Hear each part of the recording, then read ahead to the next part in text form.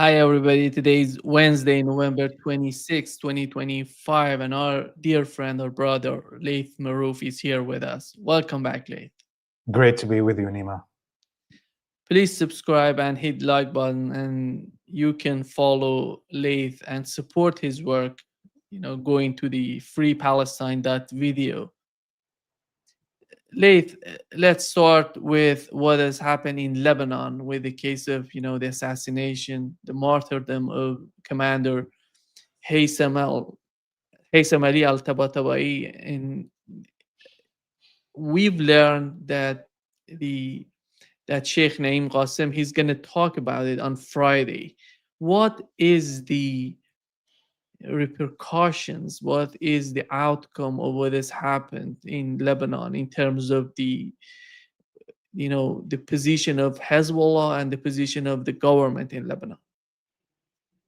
Yeah, I mean, obviously, the assassination of Sayyid Haytham al-Tabatabai was a huge loss for Hezbollah. This man has been involved in the armed wing of Hezbollah for decades since its beginning, and was in charge of the whole battle during the 66-day war in 2023, 2024, the what is called Ulil Bas battle. And he managed to basically defeat the Zionists, and they were unable to enter Lebanon until a ceasefire. So it's a huge loss, but he was just appointed to become the chief of staff of the military wing. So this is probably another indication that there is some breach in security in the central circles of Hezbollah. This is not an issue of just intelligence by air or through telecommunications. This means that there's somebody who is handing information over, and I think the Hezb is right now trying to figure that out. The other thing that we should note about this assassination is that it comes a few days before the arrival of the Pope. The Pope of Catholicism is visiting Lebanon. It's going to be his first international visit of any country since he became Pope. And it's clear that the Zionists want to ruin this visit. Maybe the Pope is going to have to cancel. And also, part of it is how will Hezbollah retaliate? When will they retaliate? Most probably Hezbollah will not want to ruin the visit of the Pope or, start retaliating while he's here. So it's clearly going to give more time to the Zionists, just this visit of the Pope, if he actually ends up coming, to figure out what is the response of Hezbollah before it happens. The other thing that we should note about this assassination is that it was the first attack on Beirut proper since the ceasefire. So a lot of provocations, because of this attack, and Hezbollah is now in a position that it has to respond. Otherwise, everything's fair game for the Zionists. How about the government in Lebanon? What do they say about this? Yeah, the president and the military condemned this attack. They called it a violation of a ceasefire, a violation of international law, a war crime. And the prime minister has been quiet. We expect Nawaf Salam to stay quiet in these situations. He's a total puppet of the West. But given that the president and the head of the military both condemned this, shows you that there's some backing to Hezbollah. That if Hezbollah retaliates, I think everybody's going to understand that. There is, of course, requests from the government that Hezbollah doesn't retaliate, but I think they will have no choice after a year of this quote-unquote ceasefire and the daily murder of Lebanese civilians and destruction of Lebanese civilian infrastructure. And now with this assassination of al-Tabatabai, the Hizb is in a corner. They have to retaliate, or they're going to look weak. At this point, this is very important for them to prove themselves. And in a way, it's basically the Zionists are itching for a war. They want this war. Hezbollah has been avoiding it, but it seems like the Zionists want to accelerate this possibility of return to full military confrontation in Lebanon. And I think it has to do with the timing of what's happening in Venezuela. If the United States triggers a war with Venezuela right now, the Zionists will not be able to receive the military support of the Americans if a war breaks out with Lebanon. So maybe they want to have this war start before anything happens in Venezuela. And that's why I think maybe the Hezb will definitely wait on the retaliation, both for the visit of Pope Leo, and because in hopes that the US will start a war in Venezuela, and then it will be too busy to come to the defense of the Zionists. Laith, the question right now would be how would Hezbollah respond to that? The policy of assassination, we know that so far Hezbollah didn't go in that direction. Do you think that they're going to respond the same way, or they're going to respond differently? Because we know that, you remember the day that they sent a drone, close to Netanyahu's house and hit the window of his house.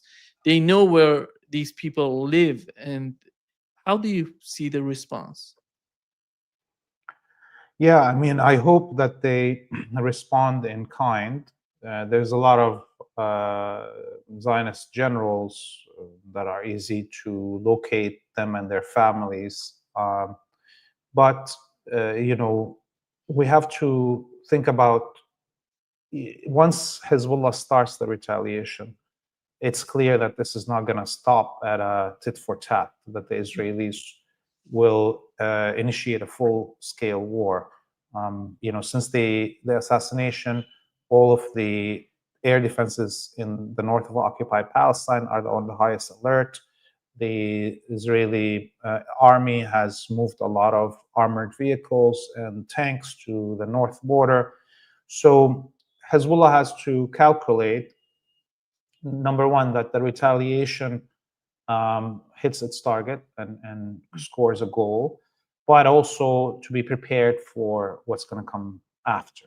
So I think the Hezb will be ready for a full-scale war if they choose to retaliate, when they choose to retaliate. And this can't happen just like that. There has to be a big mobilization on the borders, the missile systems and the drone systems. They all have to be ready, and expecting that there will be a huge destruction of Lebanon, and there has to be a huge destruction of Israeli infrastructure also. All of these things have to be prepared before you trigger the retaliation.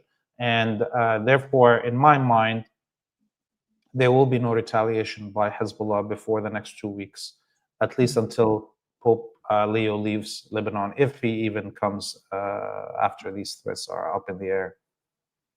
Do you see the possibility of confrontation on the ground in the southern part of Lebanon, if in the aftermath, let's assume the next month or beyond that?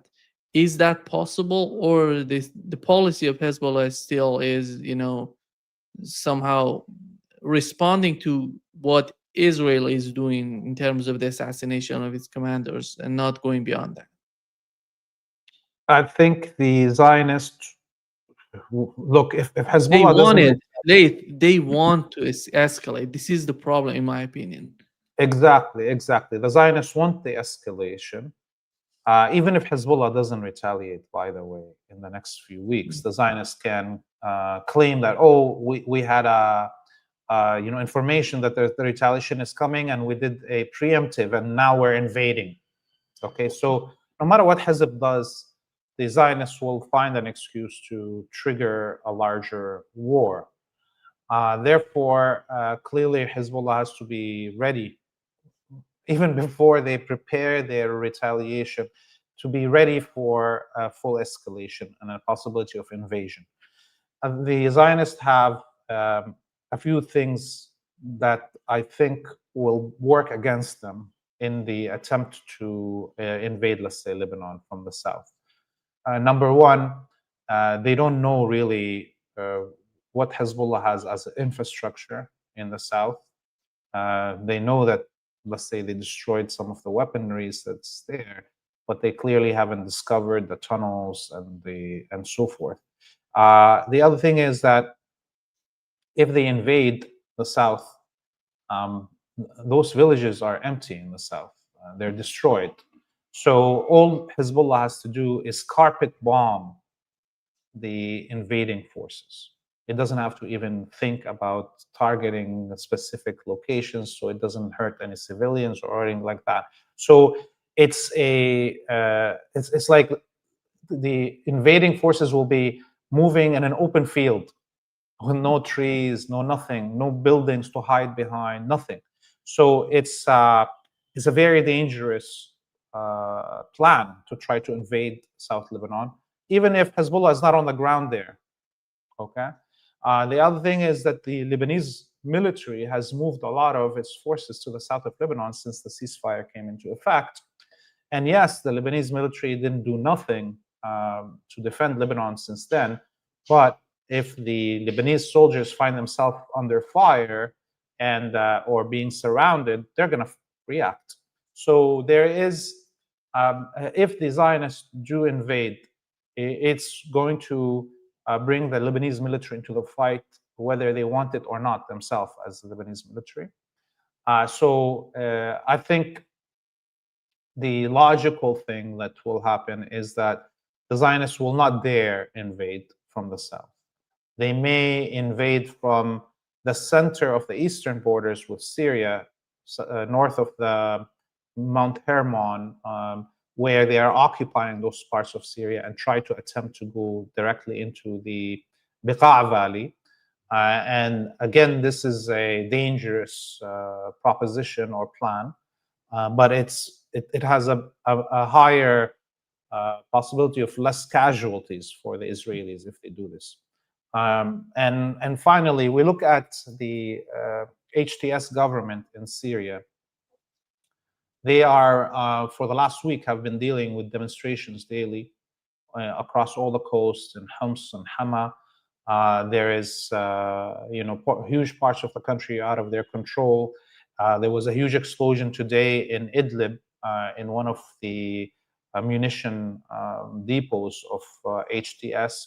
So HTS cannot also be depended on by the Zionists to do anything to aid them in a war against Hezbollah. So the Zionists find themselves alone.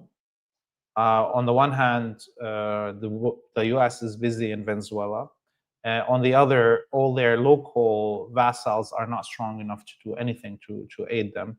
And in a direct war with Hezbollah, definitely Hezbollah this time will maximize the destruction and attacks that it will conduct against the Zionists. There will be no limits of logic or anything in the way that Hezbollah will be retaliating, because it's a life or death situation for the Hezb, and it will not allow itself to be in the situation that the resistance in Gaza is. Are there still communications between the West, basically between the United States and the government in Lebanon, in terms of disarming Hezbollah, or that is already, demolished and is gone because of, the behavior of the Israeli government? Yeah, look, last week, the chief of staff of the Lebanese military, General Haikal, was scheduled to be in the United States meeting with his counterparts and the American government. And the American government canceled his visit the day before. And this is because the Zionists and Americans are angry at the Lebanese military refusing to kill its own citizens to satisfy the Israelis and the Americans. So at this moment, there is no communication between the Americans and the Lebanese government, save for Prime Minister Nawaf Salam, who is a total tool and collaborator, but he has no power in the country. He doesn't represent any political party. He doesn't belong to any political movement. He doesn't have any militias behind him, and he doesn't control the military and or the parliament. So he's just a yapping dog for the Americans. So he's the only one that the American embassy is communicating with at this point. And he cannot deliver anything that the Americans want. So I think it's clear that with the cancellation of General Heikel's visit to the US, that the Lebanese military itself will become a target of the Americans and Israelis in a full-out scale war. And I think the Lebanese military right now is preparing itself for that it will be one of the primary targets, because the Lebanese military is right now the glue that's keeping the Lebanese state together. And if it's not willing to do what the Americans want, the Americans would rather collapse the Lebanese military and open the door for a civil war where militias can target Hezbollah. And I think the leadership in the military knows this, the president knows this, Hezbollah knows this.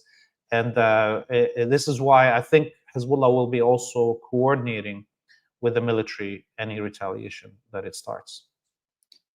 Laith, Nawaf Salam, the Prime Minister of Lebanon, was he living in Lebanon before becoming the Prime Minister, or he was visiting Lebanon before, or how? Because many people would ask, and if he's not connected with any of these political parties in Lebanon, how come he become the Prime Minister of Lebanon, and who was supporting him?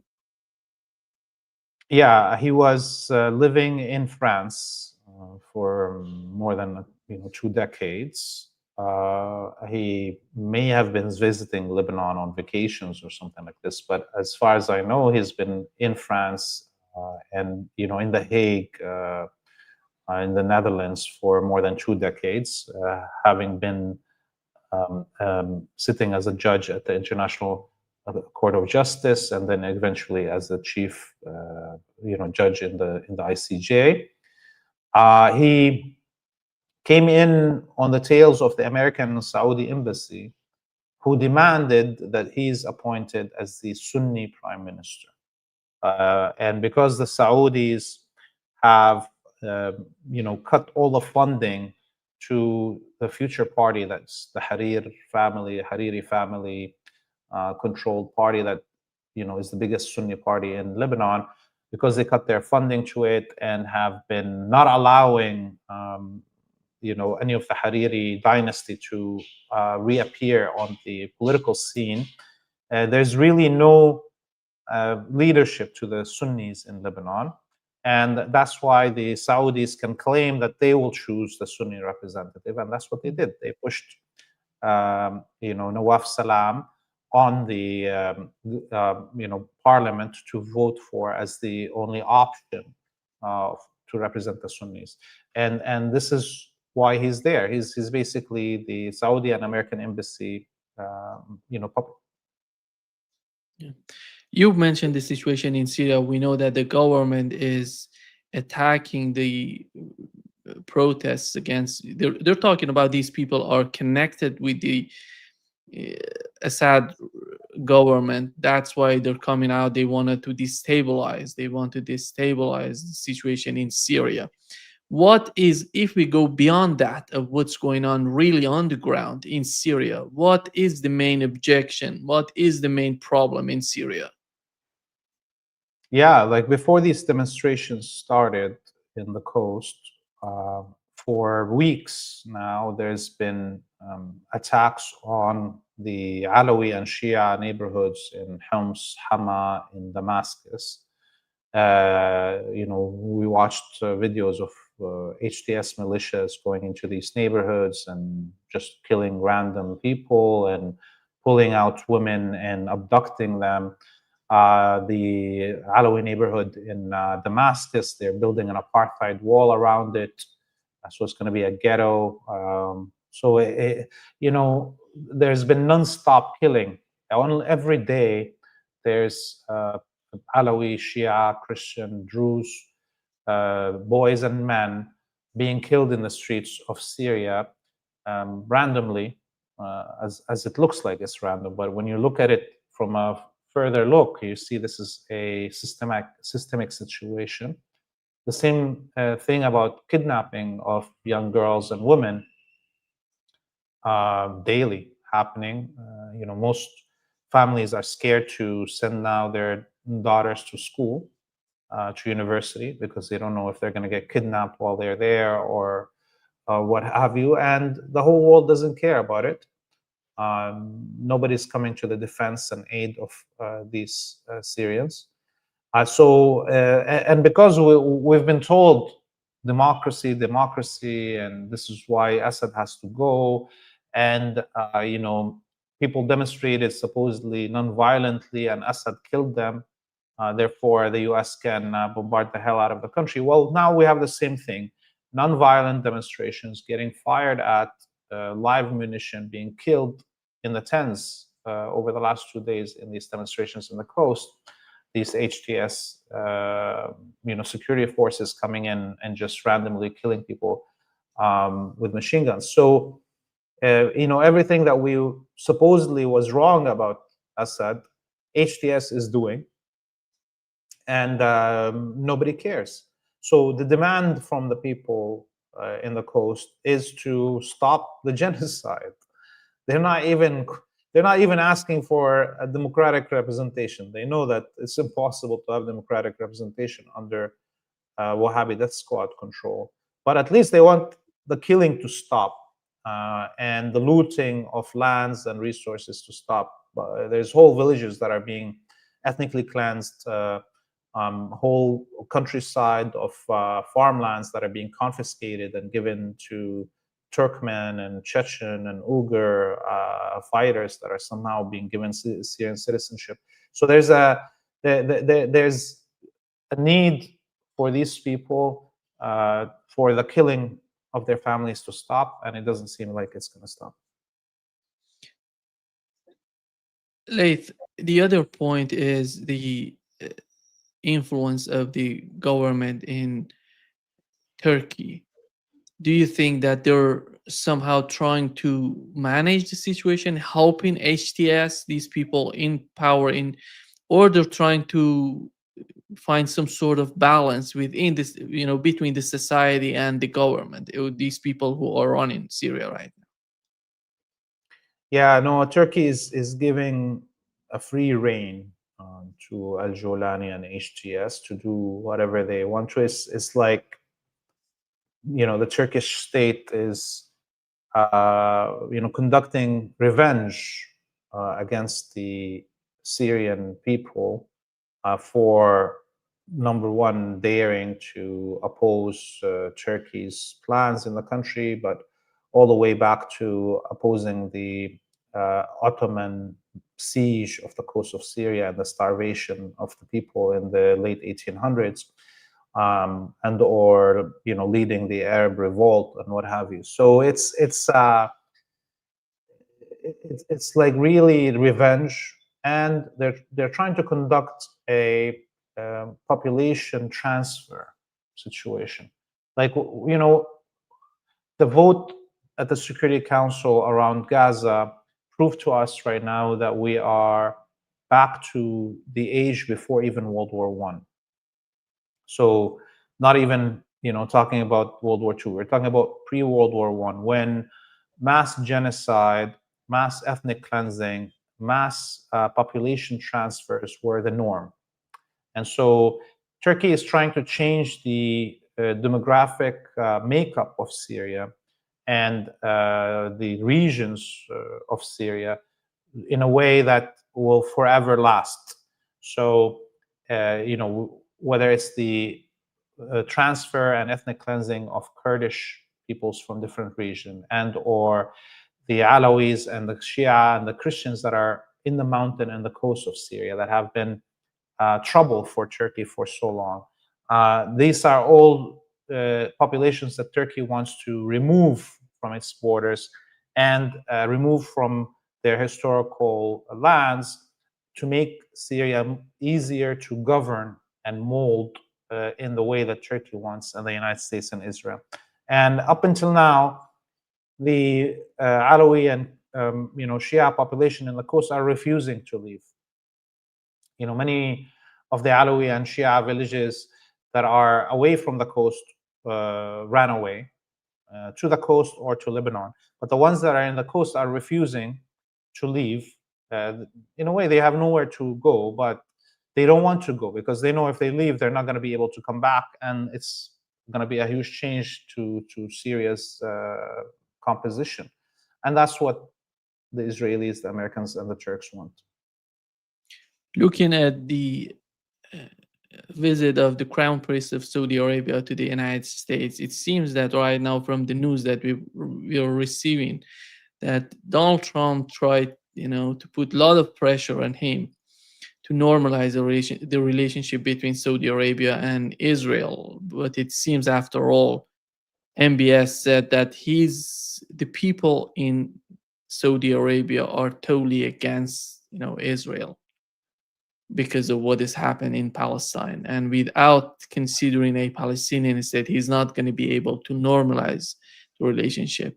How did you find the visit of MBS to the United States? And do you think that, because we know that Saudi Arabia is a key element when it comes to the political position of the Arab states in the Persian Gulf region, and how do you see the current situation? Are they going to normalize? Are they going to, stay in the same position? They want a Palestinian state. They're not going to move change their position. Yeah, I mean, look, the Saud family and the Wahhabi cult have been collaborating with the Zionists since the 1930s, if not more, if not earlier. And we have the correspondence between the early Zionists and the Saud family out there, archived for people to read. And so, in reality, the Saud family have normalized with the Zionists since the beginning, have worked against Arabic and Palestinian liberation since day one. They've always been agents.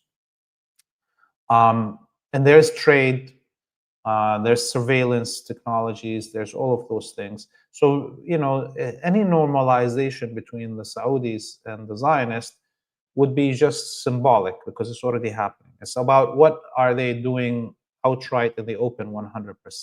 That's what it is. And if we look at the surveys, of course, of the Arabic peoples and Muslim peoples around the world, even in the Saudi Kingdom of Hell, 98% of citizens of the Saudi Kingdom are against normalization, are for the liberation of Palestine. And so, I think the Saud family, the only reason that it doesn't want to do this publicly is because there is still Iran that hasn't been defeated yet. And Iran, as an Islamic republic, is projecting to the rest of the Muslim world what it sees as true Islam and just Islam that is supportive of the oppressed and against dictatorships and so forth. And as long as Iran exists and is putting this position out in the Muslim populations of the world, Saudi Arabia cannot fully collaborate in the open. It will collaborate underground because it is the host of Mecca and Medina, and it claims to represent Muslims and so forth.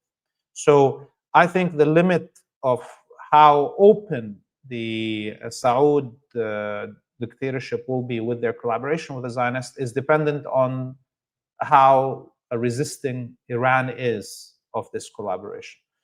So this is why the Saudis would wish that the United States and Israel destroy Iran, So it can come out and say, as the representative of Muslims, I am fine with the Zionist colony here, and there wouldn't be scared that another pole of Islam is preaching resistance. You see, just like what we saw right now with the Arabic states voting for the recolonization of Palestine. That wouldn't have happened if Syria didn't fall in December 2024.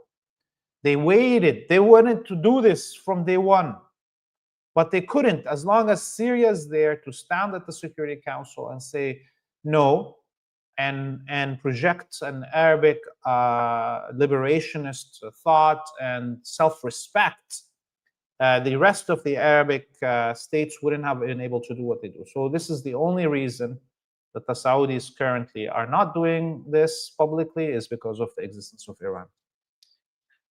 Laith, you mentioned the Shia, Sunni, and the Muslims in the whole community of Muslim people in the world. Do you think that the case of Palestine has somehow managed to unify the people all around the world? Sunni, Shia, because in this case of Sunni and Shia was a play, in my opinion, by the West to separate people from within. And right now, how do you see the impact of Palestine and what has happened in Palestine on the Muslim people? I think this war has helped, demystify this idea that Shia and Sunni hate each other and so forth. We saw, everybody who's Sunni saw that how the Shia populations in Lebanon, in Yemen, in Iran, in Iraq sacrificed to stand by Sunni Gaza. So in a way, this war has worked against this 80 years of attempts to create a schism between Shia and Sunnis that is unreconcilable. And just like the fall of Syria, with the media in the Gulf countries claiming that Assad is killing Sunnis and so forth, the fall of Syria right now is ended this discussion. So now all the Muslim people can see that the Sunni states do not represent, first off, the Sunnis that live in those states, and that these Sunni states have all sold Palestine. Okay, so we have that. We have now an acknowledgement within, just mentally, within the Sunni populations in the Muslim world, that Shia stood for the liberty of Islam as a whole and the reputation of Islam, and Muslims in Gaza who are Sunni came to their defense. The other part of this is that we look at with the U.S. Working so openly, and these kingdoms working so openly with the Zionist colony, whether it's supplying it with weapons and or doing the blockade, creating that trade route from the Emirates to the Zionist colony, and or the use of all the air defenses in the Arabic world to try to shoot down Iran's missiles and so forth. All of these things revealed a lot. And I think the war on Gaza, the genocide in Gaza, has stripped a lot of things bare. Part of them is these power dynamics that exist. Who is really a vassal? Who is actually truly sovereign? Who can speak? What does international law mean? What is international organizations? All of these things have been revealed by Gaza. And so I think most of humanity right now, not only the Sunnis, are awake. Everybody has their eyes wide open. They can see everything clearly. And only people that are delusional or self-hating are the ones that are trying to lie to themselves about the realities.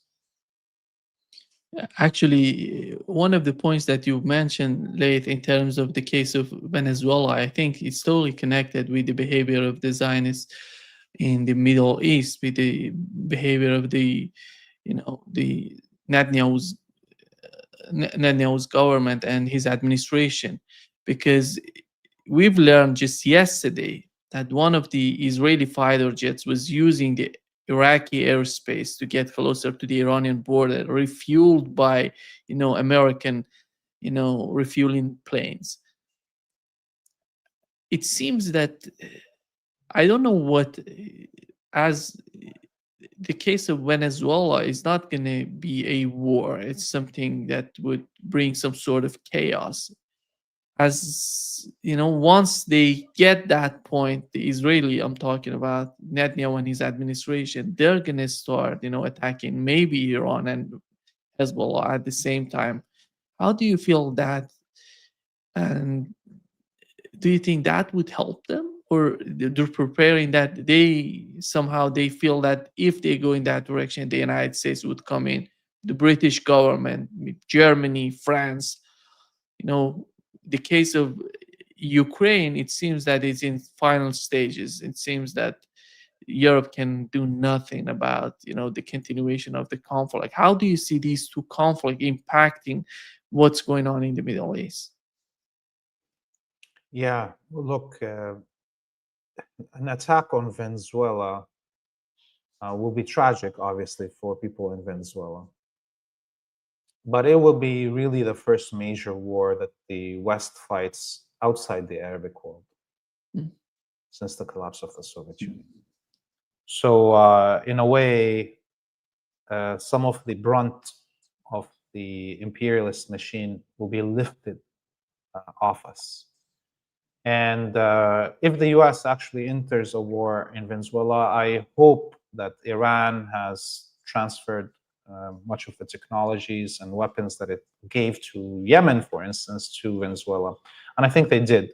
We will see drones and hypersonic missiles being fired by Venezuela. And I hope that we see American aircraft carriers sinking.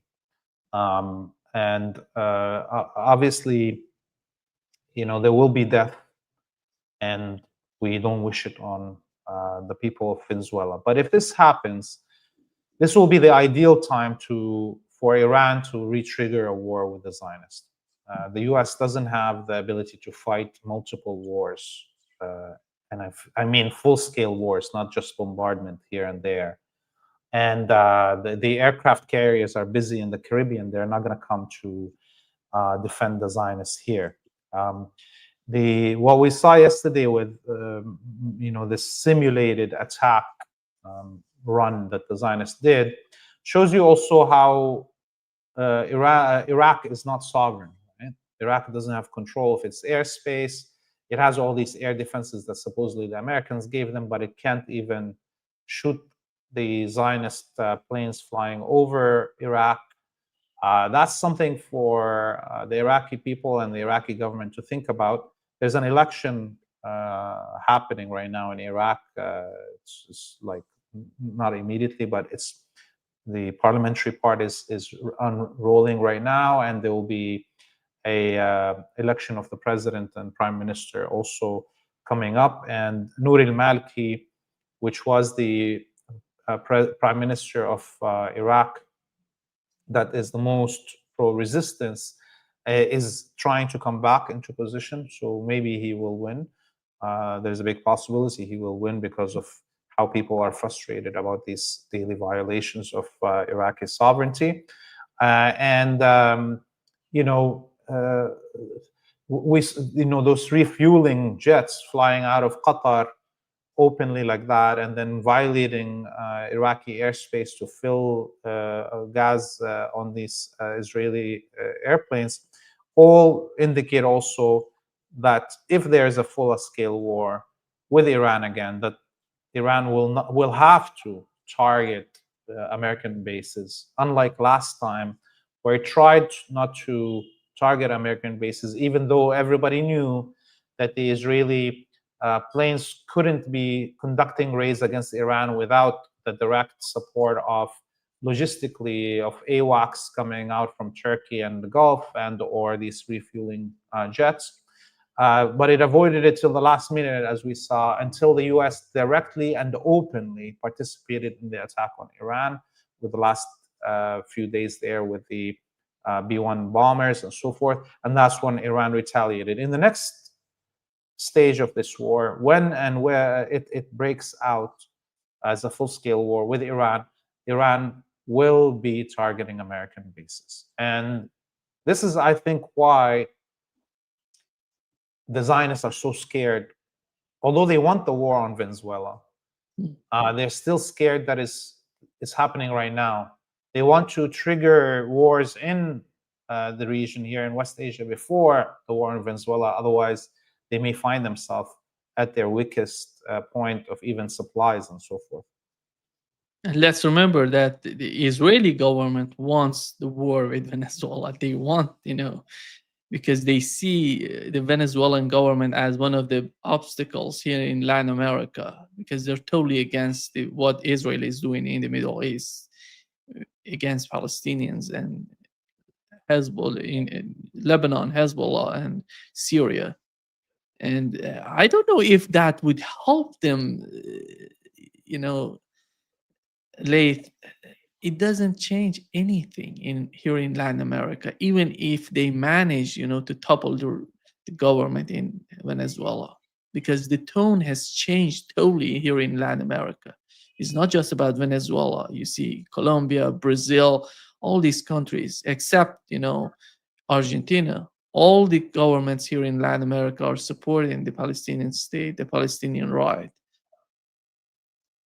Yeah, and you see, look, I want us to be very careful here and recognize actually that what Colombia and Brazil are doing right now under Lula and Petro But is that they're playing the same role that Egypt and Jordan played during the genocide in Gaza. Pretend that you're pro-Palestinian, pretend that you are against this war and this genocide while you're actually working with it. And the only reason that Colombia under this president or Brazil under this president are not outright supporting Zionism, are not outright supporting the war on Venezuela, is because they're scared because of the existence of Venezuela. But if Venezuela is destroyed, if Venezuela is occupied like Syria is, then these leaders in Colombia and Brazil will be shameless and will openly support the occupation of Venezuela, as they did with the occupation of Haiti, right? So we need to be careful with this. Words are cheap, and they could be changed easily. Brazil worked against the ascension of Venezuela into BRICS. Okay, I actually, if I am in the Venezuelan military leadership right now, I wouldn't be only worried about sea invasion from the Caribbean islands that are right on the coast of Venezuela. I'll be worried about invasion from Brazil, invasion from Colombia. The Colombian military, every base is half of it American troops and American generals. There's no, you can't, you have to be worried about that. And I'm sure the Venezuelans are watching their back. So I don't put any more, much into the words coming out of Lula or Petro. Yeah, that was disappointing. Actually, Lula didn't let Venezuela to be part of BRICS. That was hugely disappointing. But after all, it's not just about Lula, Laith. It's about the society here in Brazil. It's about the society in, the people of Colombia. I think that they cannot go, against the will of the people the way they want to see the situation with the case of Palestine. Maybe, but again, look at the Arabic leaderships. Yeah. when there's 98% of the population saying we're against Zionism and we're for the liberation of Palestine, and they don't care. They just kill the people. They'll jail them. I mean, look at what Brazil is doing to much of the working class. We see every day those wars between the special forces of the police of Brazil going into the favelas and just mass killing, mass murdering people, right? Did Lula bring to justice those who killed some of the politicians during Bolsonaro's era that were very progressive? I don't remember her name. She was uh, in Sao Paulo in the city council. She got killed in 2018 when I was there in Brazil. Anyway, she was assassinated. So we see that Brazil is still buying products from the Zionist colony. It's similarly with Colombia, with all the R&R, rest and recreation of Israeli soldiers. Colombia is the #1 destination for Israeli soldiers for R&R in Latin America. So it's easy to talk. And if they're not willing to defend Venezuela, why would I even think that they'll be willing to defend Palestine? I mean, if Venezuela is invaded, do you think Brazil is going to come and help them? It's not. So that's a sad situation. But I see that people in Latin America actually have a responsibility right now to rise against these collaborationist regimes for their own sake. And the people in Latin America have a better chance to do something than, let's say, the people in Saudi who have been raped and pillaged and put in jail and executed. Every day, there's like 20, 30 people getting beheaded in the Saudi kingdom of hell. Okay, the Brazilian and the Colombian population have an easier time to revolt than, let's say, the Saudi or the Egyptian population. That is, in Egypt, there's almost 200,000 political prisoners. Okay, this is crazy. That's true. I can understand sometimes why Arabic peoples are too scared to revolt, because they were made an example of as Arabic people that try to revolt. But come on, people in Latin America can do better. And I love my extended siblings in Latin America. But if you can't defend Venezuela, I don't think you can defend Palestine. Laith, you mentioned that maybe Pope gonna go to Lebanon, and you may go to the University of Beirut, if I'm not mistaken, as a key, speakers there. And let us know about what's your plan and how you're going to talk about the case of Palestine. You're going to talk about the situation with Lebanon. What are you going to talk about if you go there? Yes, of course, the Pope is coming. So part of his trip is the Vatican Ministry of Culture is setting up events here. One of these events is at NDU, which is Notre Dame University. It's a Christian university here, just outside Beirut, and they're holding an event about impunity against journalists, the killing of journalists. So it's a journalist rights event, and they invited me to be the key speaker, keynote speaker tomorrow. I didn't publish it anywhere because I was worried about NDU University and the Vatican getting attacked by the Zionists online. So it's a big honor for me to speak, and I will be speaking about the plight of journalists in Lebanon and in Palestine during this genocide, and looking at solutions and what we can do to better the situation for the journalists here. And I will be traveling to Italy just after to film also about the history of resistance in Italy and the relationship between the Zionists and the Italian fascists, and of course the actions that are happening right now in Italy in support of Palestine, including the national strike that is happening in 2 days. We will be filming there. So, and plus, by the way, it's my birthday. Yeah, exactly. Happy birthday. And So I'm turning old. I'm 48 years old today. So anybody that wants to wish me a good birthday, happy birthday, please, donate to FPTV, Free Palestine TV, so we can continue bringing this content.